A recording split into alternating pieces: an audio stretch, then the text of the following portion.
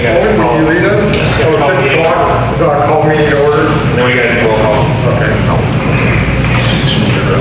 Damn procedures. There. Hey, it's my first time. Director Davis. Here. Director Stein. Here. Director Beatty. Here.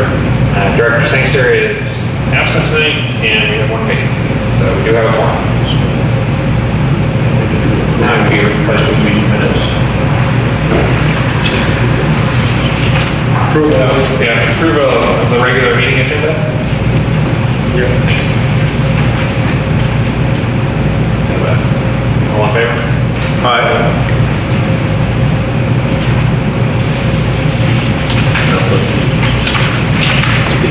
All right. Ms. Davis, would you lead us? I'd like you to lead it.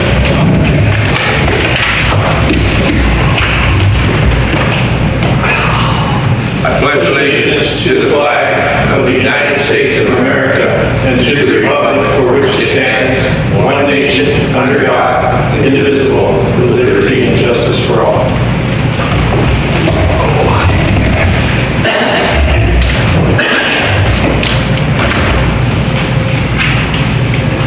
Or do we have any public comment for items that are not on the agenda? Any persons wishing to speak on a matter not on the agenda may be heard at this time. However, no action will be taken until placed on a further agenda. Speakers are limited to 3 minutes. Please sign in with name and address on the podium. Does it look like there's any public comment? Do we have any special presentations, public hearings, other? We do. Good evening. This would be agenda item 6.1, and it's a continuation from the January 22nd meeting and the March 26th board meeting. Originally approved the first reading of ordinance 01-2026 by 3-1-1 vote, January 22, 2026, at a regular board meeting at the March 26, 2026, a lot of 26s. Public hearing, President Sankster requested a red line version and continuation of the item to the April 23rd meeting, 2026, by a vote of 2-1-1.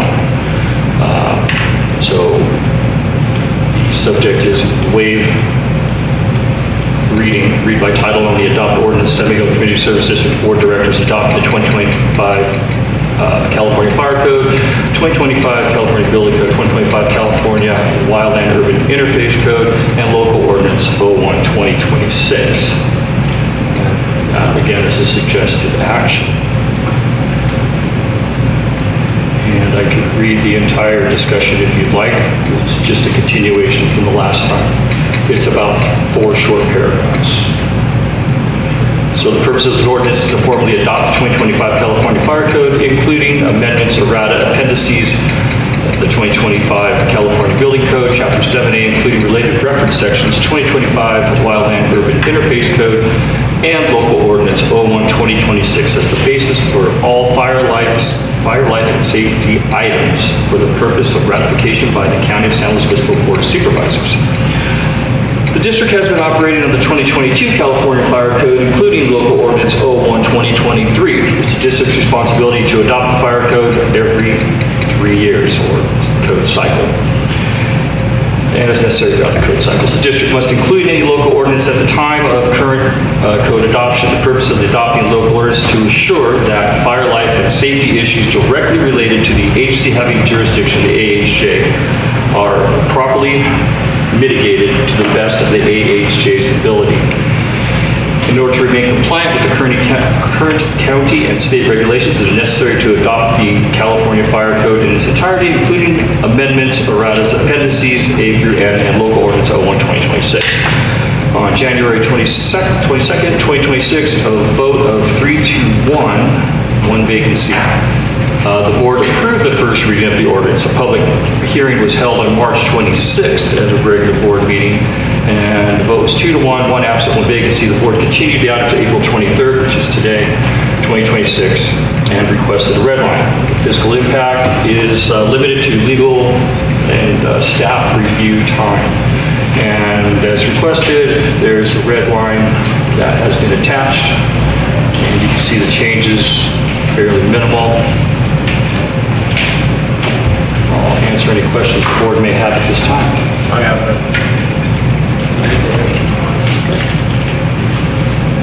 Do you have any questions or comments, Director Davis?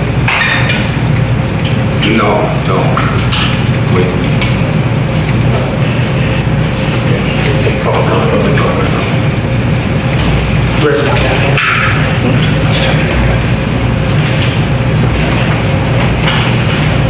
My name is John Butler, 1625 Elderway, San Diego, California. I was here at the meeting last time. I did get a short review of the red line comments. It was a little confusing, so I don't know if anybody else looked at that and made any sense of it. There was a few things that had to do with the way the code was written in response to the vagueness of having building and construction requiring permits that's, I believe it says substantial.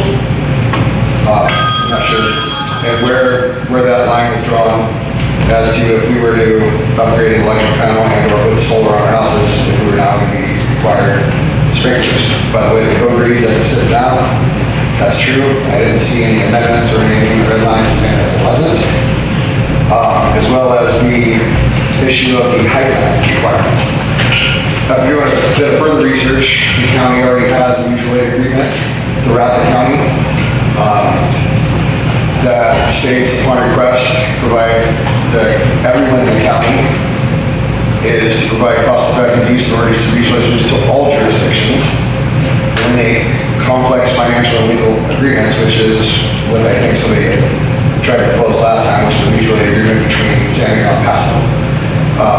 And to address all mutual aid responses. And station coverage assignments required of the fire service, including but not limited to fires, rescues, hazardous materials, earthquakes, natural and human causes, absence, EMS, mass casualty incidents, and so on. So I'm not sure exactly why we're having to amend our current policy that we have now and just adopt the 2025 fire code with our current amendments as they are.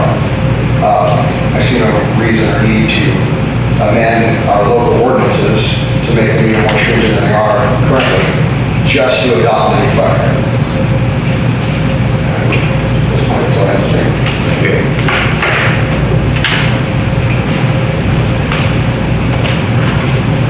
Anybody else? There's no other in-person public comment. We do have one written public comment.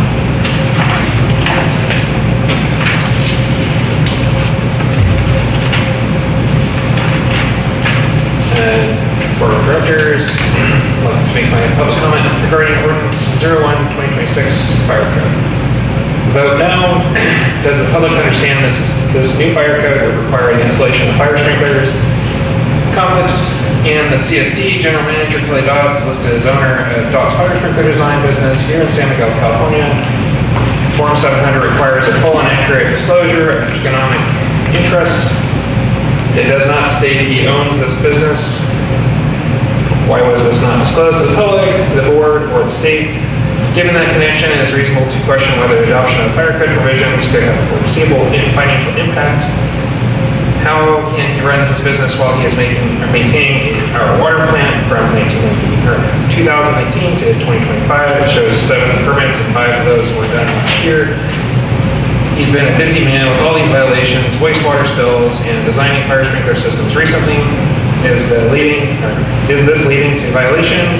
Is he preoccupied with other work? Will he profit off this ordinance? These are valid questions. How can you give the community confidence in his ability to double task when you have over 90 violations and recent big wastewater spill into the river? At the same time, he has been busy designing fire sprinkler systems. How is this not a conflict? Was the board aware of this business connection? It shows he had a job all the way out in Magalia, California, 6.5 hours away, or drive 6.5 hours drive one way. Clients in San Miguel, Paso Robles, San Luis Obispo, Magalia, Cascadero, or Grande. This shows active work in the area, so how can the board approve the fire code as it stands when the general manager is assumed to benefit? Is the fire chief stating you need to install fire sprinklers in new and older homes that pull a permit removal of plants from around the houses? States we are in a high risk zone for fires in the community, etc. These will be a huge cost to this impoverished community. Seems like what the new code, CAL FIRE, won't respond. Is that correct? This code will impact insurance rates and may risk homeowners losing a coverage. No to fireworks. Why would the firefighters want to sell fireworks? Is that job security? Selling fireworks in a high-risk fire community makes no sense. Once again, I am requesting you vote no on fireworks. You can't have it both ways, making all these new high fire risk zones and requirements that allow fireworks. Has common sense left the building? How does the community benefit from fireworks? Seems like a risk. There was a 10-person family who lost their home from fireworks a few years ago on the 4th of July. And it continues, citing the code section. You ready to review this? That is the only written Board comment. comment? Scott, you want to reply to his concerns to the gentleman who was that? Sure, if you'd like me to. Yeah, please. So it's very obvious why we modified the code and adopt the local ordinance and adopt the local ordinance stated in the staff report. So the AHJ, the authority, the agency has jurisdiction, which is San Miguel Fire, San Miguel Community Service District, has boots on the ground. We know what's going on in our local area. That's why we amend the fire code. That's why we adopt the local ordinance. Without having specific sections and just randomly throwing stuff out there, it's hard to follow what Mr. Butler was saying. The height restriction has not been altered in this red line version. It was the 2022 fire code, which was 01/2023 that was adopted, so that hasn't changed. The county has 0 ladder trucks available. Cities, municipalities do have ladder trucks available. And when contact was made through Mr. Mundy to Pasco Fire, to Battalion Chief Lewis, and Battalion Chief Lewis contacted Fire Chief Stornetta, and Fire Chief Stornetta contacted me, he said, absolutely not. Why would Paso Robles subsidize somebody's construction project? Why would San Miguel subsidize somebody's construction project? Why would the citizens of San Miguel spend $1.5 billion to buy a ladder truck, $50,000 a year to maintain a ladder truck, and then an untold amount of money to staff a ladder truck so somebody could build a 3-story building and financially benefit from it? So he made perfect sense. I think that pretty much sums up Mr. Butler's comments. Substantial is obviously subjective, and subjective is the fire code. The fire code, has gray in it. It's black and white. It's substantial refers to, if you put in solar panels and you have to upgrade your panel with a disconnect and everything else, is that substantial? Not really. I fought to have fire inspections or fire plan review for residential solar systems because of all the sundry accessories that go with residential solar. Generators, Tesla walls, all that stuff. The county said no. So we abandoned that. So that was actually removed from this particular ordinance because it was a no-go. And we weren't going to bring it back and have just that one item revisited. So substantial would be you're upgrading a panel and then you're installing a distribution system throughout a facility that had nothing or had very not robust electrical throughout. So you're increasing the hazard risk. Everything's looked at as a hazard risk. What increases your risk? Certain activities. Adding hood systems increases your fire risk. What increases your fire risk? Electrical distribution where there was none before. What decreases your fire risk? Fire sprinklers. So you could ask the Crimson Q in Paso Robles just recently. They had a small fire that was caused by a cell phone that was charging left unattended. Fire sprinklers mitigated the fire. It still turned out to be a lot of cleanup effort, but the building was saved. And it happens all the time. Thank you, Chief. Appreciate Plan for the house. Well, if nobody has anything else, I'd like to make a motion to approve this. I'll second it. So we have a motion by Director Davis and a second by Director Smiley to approve the fire code as written. Yes. Yeah, we got a vote. I know, I just want to make sure that that's Yeah, written. yeah. So approve as written. Just a second. Director Beatty? Yes. Director Smiley? Yes. Director Davis? No. It fails 2-0, 1 absent. Do you have any other motions? Or would anybody like to table it? So Or- to continue it to the May meeting? No. No, it's done. Just because it didn't pass tonight doesn't mean it can't be revisited at a different meeting or another motion couldn't be made. But if there is no other motions, then we're done for today. Just for clarification, we just default to the 01-2023 fire code and we fail to meet the... Are we going to continue to discuss Wait a minute. Don't shout out from the audience. If you want to say something, Is this proper? don't shout out from the audience. This is proper. This is not proper. No, it's not. No, you are out of order. Shouldn't be having a discussion. You are out of order. Mr. Brown, Yes, can we continue? go ahead. Is there any other motions? Okay. So, go ahead. Can we please get a clarification from Scott on what this means? Thank you.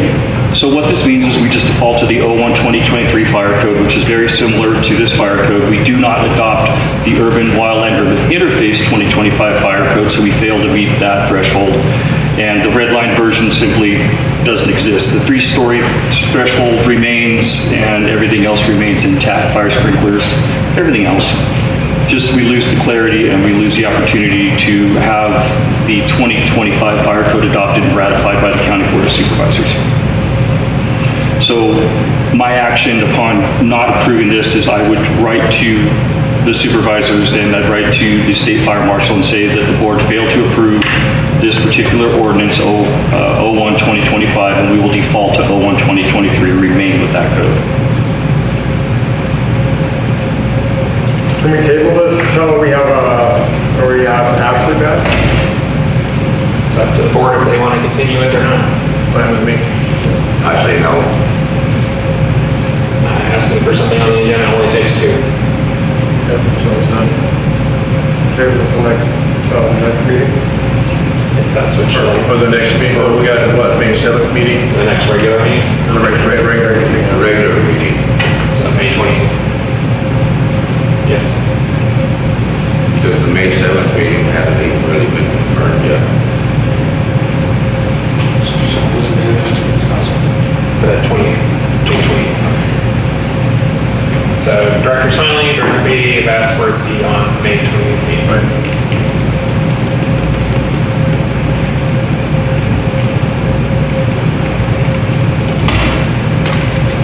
Okay. Moving on to non-district reports. Non-district reports, San Luis County organizations. Anything from the sheriff? I have not heard from the sheriff regarding this meeting. I did speak to a representative last week, and they did give a report, but I did not get that report to present to you tonight. My assumption was the commander would be here, and apparently she was detained. All right, community service organizations. Sugar, president of Santa Cruz Senior Center. Our meals program is still doing really well. It's 15 to 20 twice a week. We might consider it another day. And we're still working on trying to get home quicker to the community members that we talked about. We're having a vendor event on May 1st and 2nd. A lot of variety of crafts and a meal. We're having a meal for purchase. We have 10 vendors on Friday and 14 on Saturday. And we're got all the repairs that we have done, and we are looking to get the new stove. There's a nonprofit that may be donating the funds to get that, and also to possibly paint our building.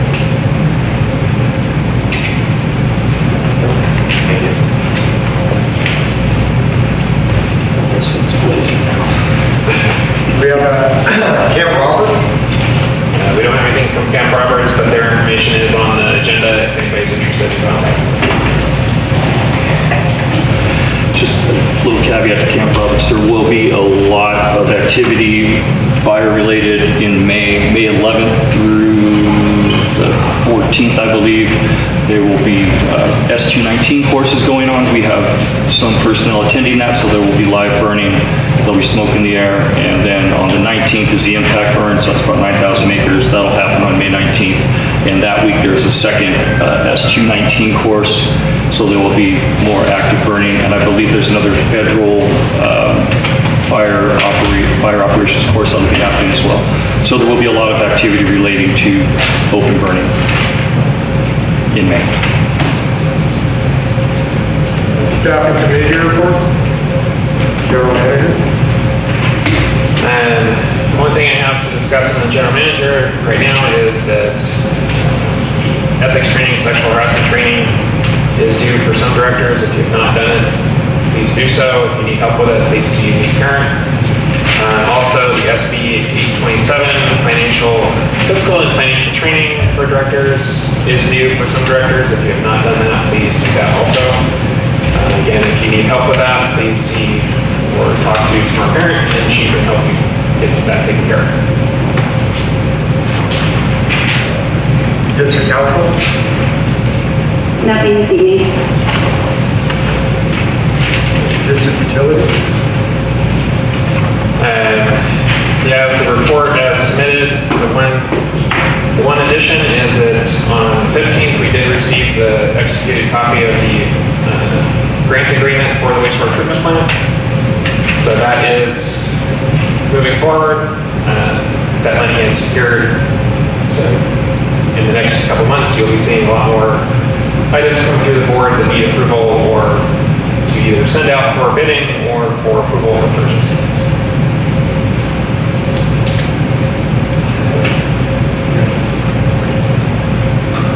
Yeah, I seen on here on page 34, project funding for IWMA regarding the putting in a place for hazardous material. Yes. It's already been voted down. It was, it's coming back in, Maybe we might ought to wait before you apply for the grant until. it's not our money. Yeah. It's IWMA's money.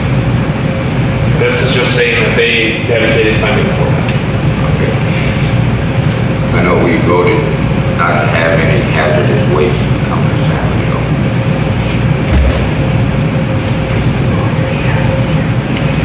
Yeah. So that'll be coming back, so there's, Fire chief's report. My report is submitted as written. I'd be happy to answer any questions. I have none.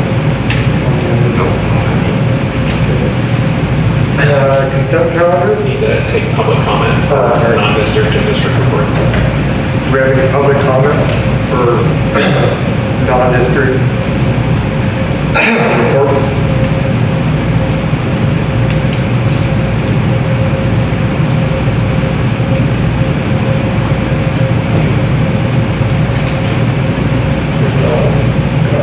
Consent calendar.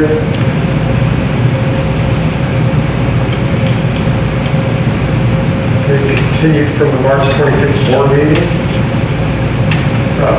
2/26/26 draft San Miguel C.S.D. board directors regular meeting minutes. So the consent calendar is typically taken as a whole unless one of the board members wants to pull one of those items for discussion. They're supposed to read this, and then these are offered together as one vote. Oh, I see. Up or down. Okay. The items listed below are scheduled for consideration as a group N1. Any director may request an item to be withdrawn from the consent agenda to discuss or to change the recommended course of action unless an item is pulled for separate consideration by the board. The following items are recommended for approval without further discussion. Public comment?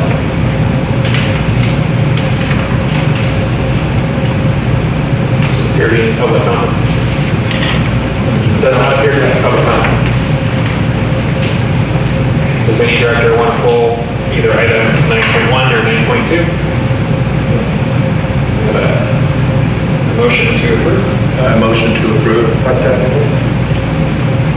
Motion by Director Smiley, second by Director Beatty to approve items 9.1 and 9.2. Vote. Director Smiley? Yes. Director Davis? Yes. Director Beatty? Yes. Passes 3-0. One absent.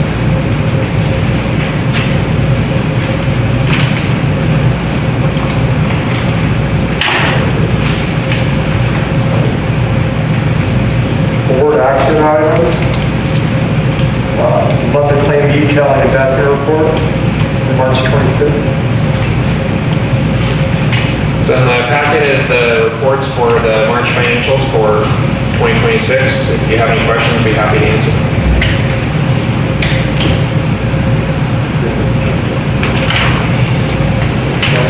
I don't have any at all. Do we have any public comment? That's not what.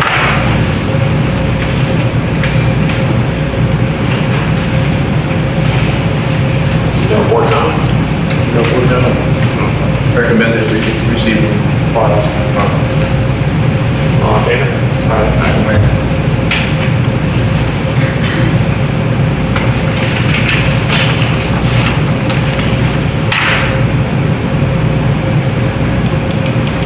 Award a contract to Electrocraft Inc. in a fixed fee amount of $489,040.80 for the installation of the switchgear and associated equipment in per the RFP and the authorize the general manager to approve change orders in a cumulative amount not to exceed 10%, $48,904 of the initial contract price. Thank you. This item is to authorize the general manager to execute a contract with Electrocraft Incorporated at a fixed fee amount of $489,040.80. Further bid proposal received March 27, 2026. Number 2, authorize the general manager to approve change orders up to a total of 10% of the initial contract price. And 3, authorize a budget adjustment in an amount of $537,944.88 to object 40-588, which is wastewater treatment facility construction for the fiscal year 25-26 budget. The board of directors approved the purchase of switchgear equipment in advance of the main construction of the Machado wastewater treatment facility in order to have the equipment installed and connected to the photovoltaic solar array prior to the NEM 2.0 deadline in February of 2027.